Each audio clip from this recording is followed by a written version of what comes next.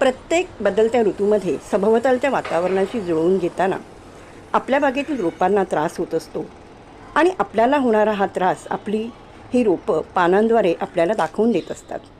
जेव्हा रोपांना त्रास होतो तेव्हा रोपाची पानं दुमडली जातात. रोपाची पानं दुमडण्याची वेगवेगळी कारणे असतात, जसे की पेस्ट अटॅक, थ्रिप्सचा आजार, पोषक तत्वांची कमी, खतांचे प्रमाण कमी किंवा जास्त होणे, पाण्याचे प्रमाण कमी जास्त होणे. काही वेळेला रोपं उन्हात जास्त वेळ असतात. अशा वेगवेगळ्या कारणांमुळे रोपांची पानं दुमडली जातात. आपल्या बागेतील रोपांची काळजी घेताना आपल्याला रोपाची पानं दुमडण्याची विशिष्ट कारणं माहिती असणं गरजेचं आहे. कारण जर आपल्याला याविषयी योग्य माहिती नसेल तर रोपांना आजार एक आणि उपचार एक असे होऊ शकते. रोपांना जेव्हा पाण्याची कमतरता भासते तेव्हा पानं खालच्या बाजूने दुमडली जातात.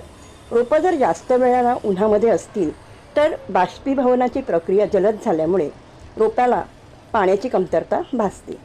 अशावेळी रोपाला योग्य त्या प्रमाणात पाणी दिल्यामुळे रोप पुन्हा पूर्ववत होते.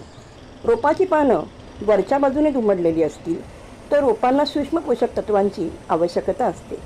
त्यामुळे रोपाची पानं वरच्या बाजूने दुमडली जातात. बाष्पीभवनाची क्रिया मंदावते.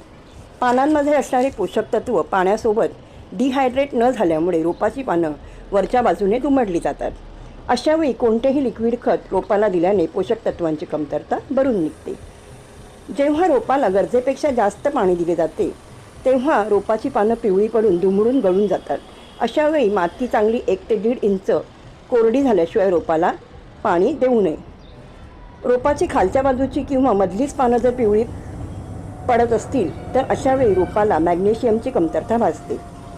मॅग्नेशियमची कमतरता जेव्हा रोपाला भासते तेव्हा इप्सम सॉल्टयुक्त पाणी दिले तर मॅग्नेशियमची कमतरता भरून निघते. पण रोपाला येणारी नवीन फूट किंवा वरची कोवळी पानं जर पिवळी पडत असतील तर रोपाला पोषक तत्वयुक्त खतं देणे गरजेचे असते. रोपावर जर पेस्ट अटॅक झाला असेल तर पानांवर सुरकुत्या पडून पानं दुमडली जातात. अशावेळी कोणते ना कोणती घरगुती कीटकनाशकांचा फवारा दर 8-1 दिवसांनी मारणे गरजेचे असते. त्याचप्रमाणे रोपावरची जुनी झालेली, पिवळी पडलेली, खराब झालेली पानं वेळच्या वेळी काढून टाकली पाहिजेत. कारण या पानांचाही आपल्या रोपांना त्रास होत असतो. अशा प्रकारे आपण जेव्हा रोपाची योग्य पद्धतीने काळजी घेतो, रोपाचे योग्य ते उपचार करतो, त्यावेळेला रोपांची वाढ चांगली होण्यास रोपांना मदत मिळते.